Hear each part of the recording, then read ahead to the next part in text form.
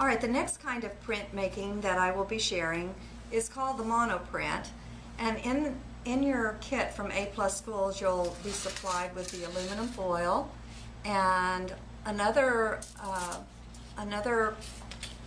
template that you can work with is the transparency.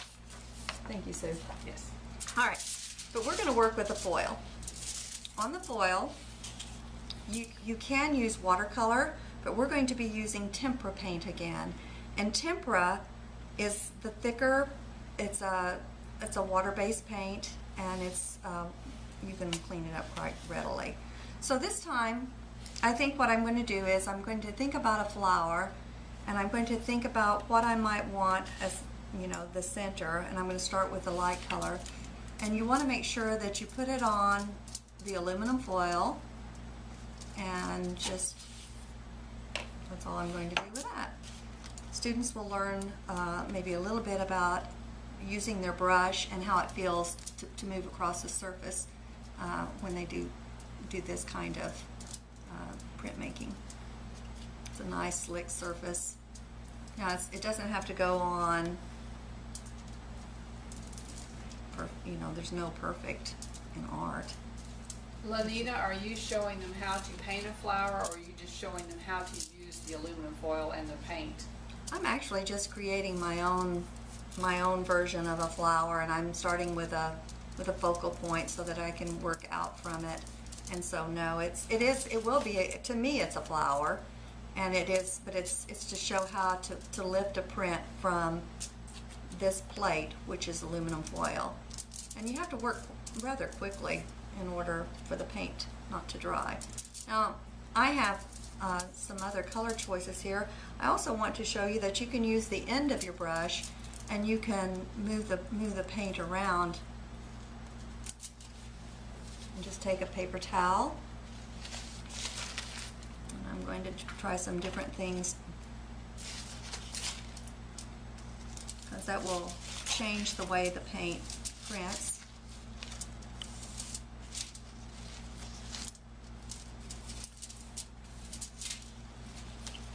Any aluminum foil that you see will be left white on the paper. I will be using a white paper. So I'm just moving my paint around and designing it the way I want. I'm just going to use some blue for some added background.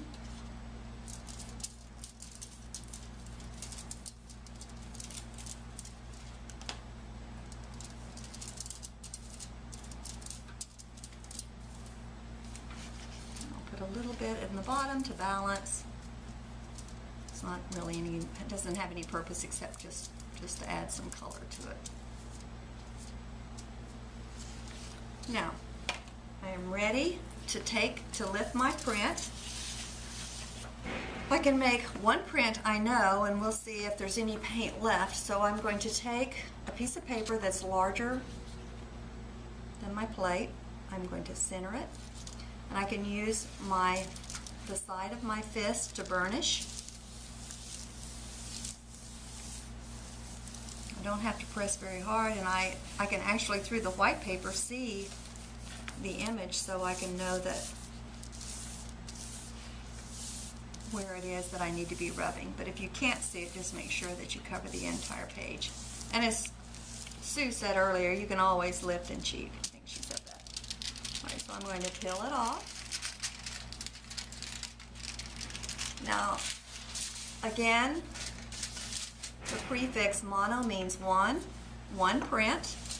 I have my template left, and I'm going to try and see what happens if I lifted another one. And even though it's the second print, it's not the same. Exactly. There's no two prints that will ever come out the same.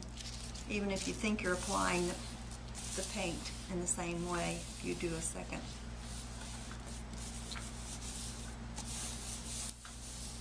I think there's a little bit of magic in this, Sue. You know, I think they call that a ghost print, don't they? When there's just a little bit left. I think that sounds right. correct. So here we go. In some ways I maybe like it better. So I have what's left on my foil. I'm not sure that I could lift a solid print of anything else. And this is called Monoprint.